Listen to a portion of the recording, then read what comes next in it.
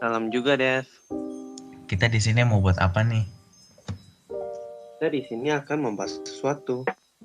Bahas apa?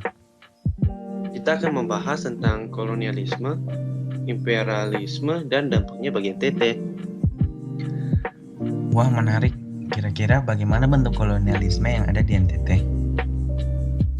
Nah, sebelum kami mulai menjelaskan, kami akan menceritakan tentang sejarahnya. Itu semua dimulai pada tahun 1613 ketika VOC datang dan dipimpin Apollonius Scott untuk menghancurkan kekuasaan Portugis di Asia Tenggara. Nah, pada bulan April tahun 1613, VOC datang ke Solor dan berhasil merebut Solor karena Portugis saat itu sedang mencari cendana di timur. Dan juga beberapa tahun setelah perebutan Solor, yaitu pada tahun 1653, benteng yang ada di Kupang berhasil direbut Belanda dan dinamai Concordia untuk dijadikan pusat pengontrolan perdagangan. VOC ada dan menguasai NTT hingga 1799, di mana mereka bangkrut karena mereka korupsi. Nah, kan kita sudah jelaskan sejarahnya VOC nih. Sekarang kita juga harus jelaskan bagaimana bentuknya kolonialisme di NTT. Kalau begitu saya mulai lebih dahulu ya.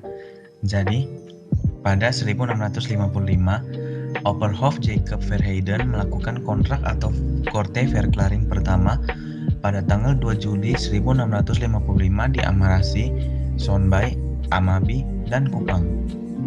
Korte Verklaring biasa disebut juga dengan kontrak-kontrak singkat.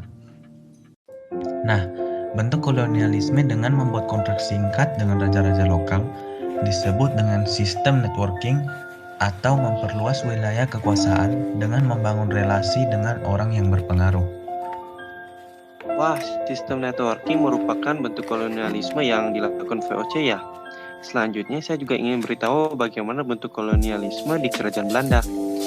Sama seperti sebelumnya, kita harus tahu sejarahnya dulu nih. Jadi datangnya Kerajaan Belanda dimulai beberapa tahun setelah kebangkrutan VOC. Pada tahun 1813, Kupang yang awalnya dalam kekuasaan Inggris langsung berpindah tangan ke Belanda setelah Napoleon Bonaparte dikalahkan di Waterloo. Dan Residen Hazard menjadi pemimpin tertinggi di Kupang. Banyak hal yang dilakukan Hazard hingga pada tahun 1946. Kekuasaan pemerintahan Belanda di Kupang dipindahkan ke Swap Raja Kupang dan pada akhirnya Kupang berhasil lepas dari pengaruh Belanda. Wah, ternyata banyak yang terjadi saat Kupang di bawah pengaruh kerajaan Belanda ya. Tapi bagaimana bentuk kolonialismenya? Nah, di masa kerajaan Belanda, mereka juga masih menggunakan sistem networking sama seperti VOC untuk memperluas wilayah mereka. Selain melakukan kontrak-kontrak singkat, mereka juga melakukan sistem non-interference atau New Imperialism dengan membiarkan raja-raja pribumi untuk berkuasa dan saling menaklukkan selama setengah abad, hingga bahkan muncul kejadian potong kepala pada saat itu. Nah, setelah setengah abad, raja lokal dibiarkan berkuasa, mereka segera melakukan pasifikasi atau penaklukan raja-raja lokal dengan mencengkram wilayah-wilayah kecil menjadi besar agar kekuasaan wilayah dari Belanda membesar.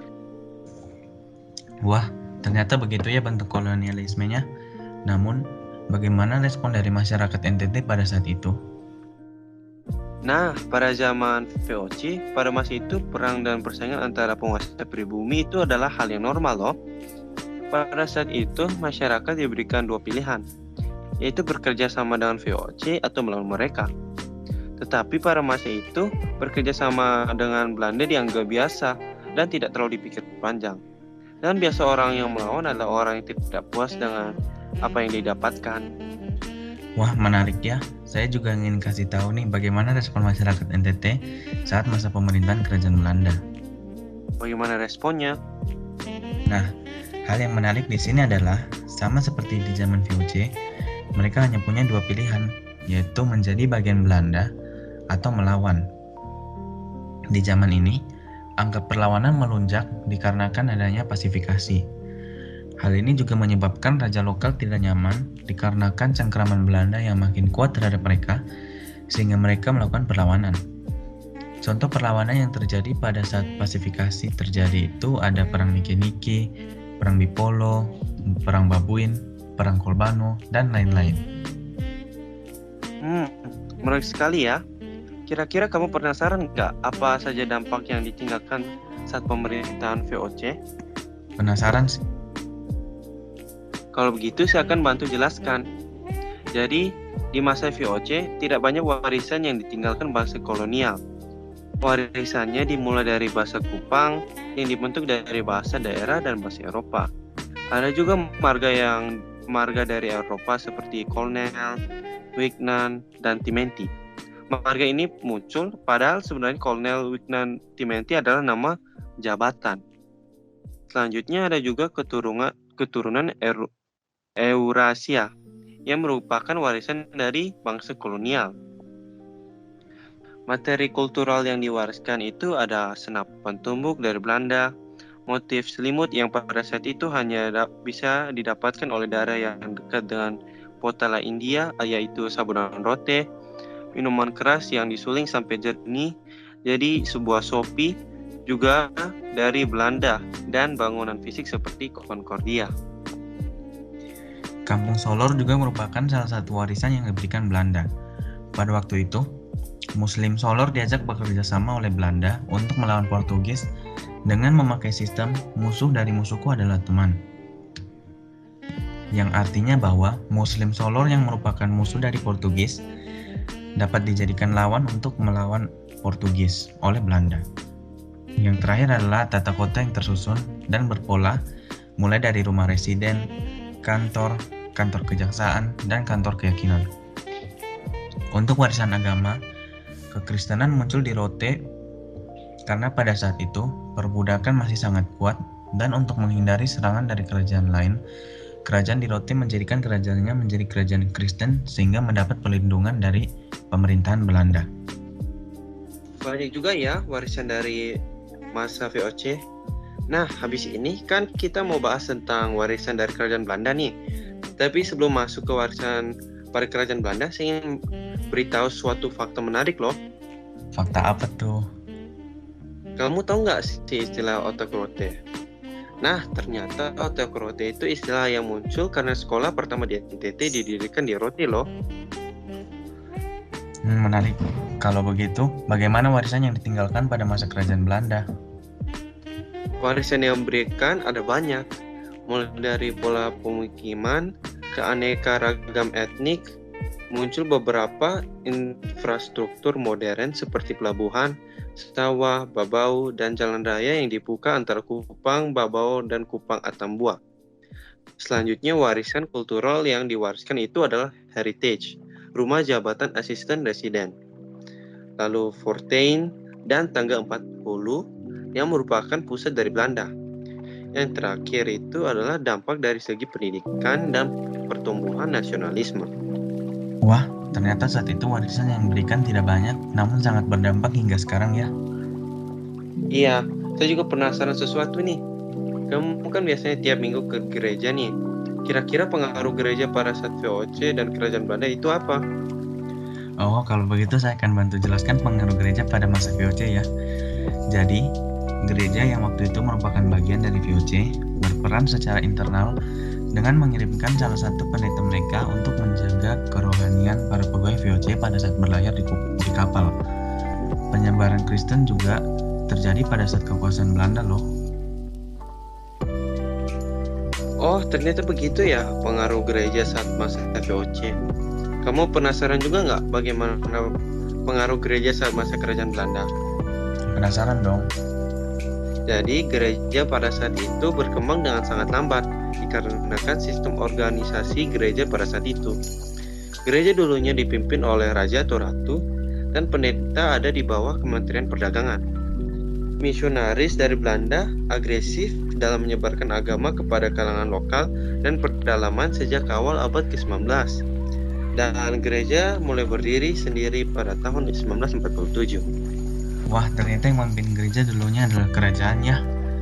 Nah, dari beberapa pertanyaan yang tadi sudah kita jelaskan, insight baru apa saja nih yang kamu dapat? Kalau dari saya dapat insight baru nih tentang jalan di Oeba, yaitu Strat A. Ternyata Strat A dinamakan demikian bukan karena bentuk dari jalannya. Strat A dinamakan demikian karena yang membangun Strat A adalah arsitek yang bernama Asumen. Maksudnya Assumption. Nah, kalau saya juga kaget terhadap tentang kok Shopee. Ternyata Shopee bisa sampai ada di Kupang juga karena Belanda.